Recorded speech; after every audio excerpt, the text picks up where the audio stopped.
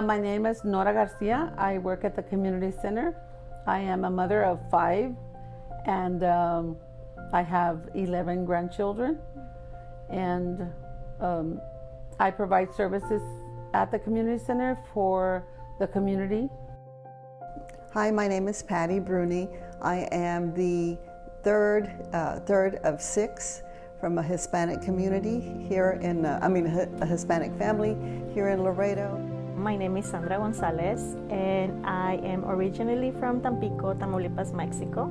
I have a 13-year-old son, and I work at the City of Laredo Health Department, and I'm also the facilitator for the Alzheimer's support group here in Laredo. I'm 79 years old, had a stroke 8 years ago, no aphasia, as you can probably tell.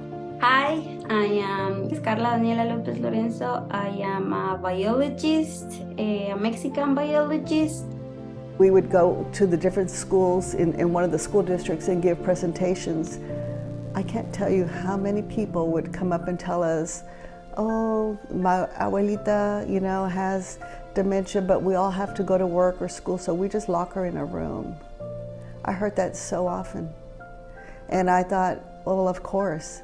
I know what it's taking me to take care of my mother, and if you don't have the resources or the knowledge of how to take care of somebody, what do?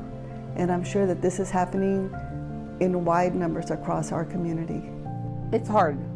It's hard because we don't have none of those services here in La Sara. We all have to go elsewhere.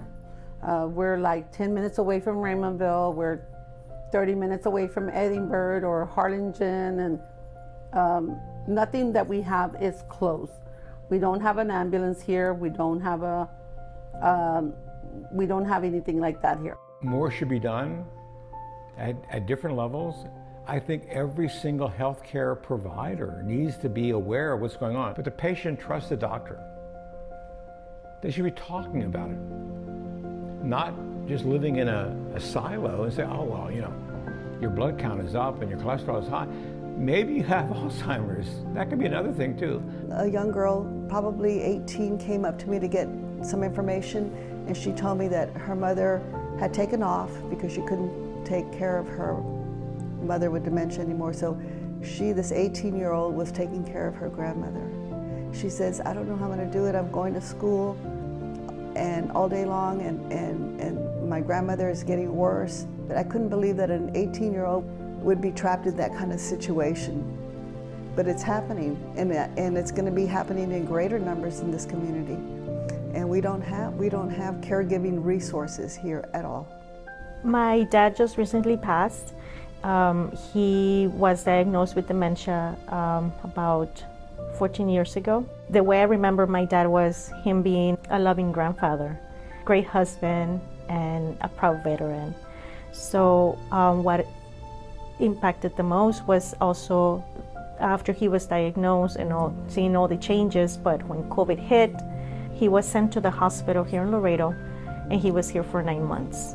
So those 9 months, we would just see him through the window, and his health started deteriorating, meaning he couldn't walk, he couldn't talk, because he was just in bed the whole time.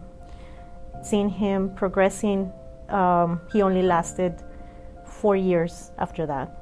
And through what I've heard from other clients or community members, is that there is some doctors that do care about the patient, not necessarily what they're going to get out of the patient, money-wise. And you lose what you're going to ask the doctor because you get nervous or you get distracted for something else or other, and you're like, oh man, I should have asked him this, or I should have said this, or, because we just talked about that today, In general, we are taught to just say yes and accept whatever that the authorities tells or says to you, because they are supposed to be doing the decisions and telling you whatever that it's best for you, because they have more knowledge, because they they have more experience, they are trained in these fields,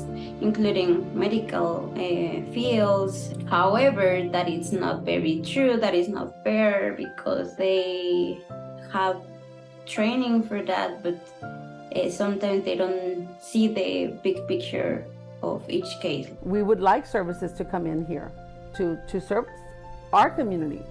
It's a small community, but we're united, and we talk to each other, and we find out certain things about them and stuff, and that's how we know. Because if otherwise, who is it? You know, the doctors are not going to say, okay, well, you got it from here. This is what's going to happen, because they don't know. They don't know what's actually going to happen. But I do, yes, I want to live a healthier life, and I want to help others as well.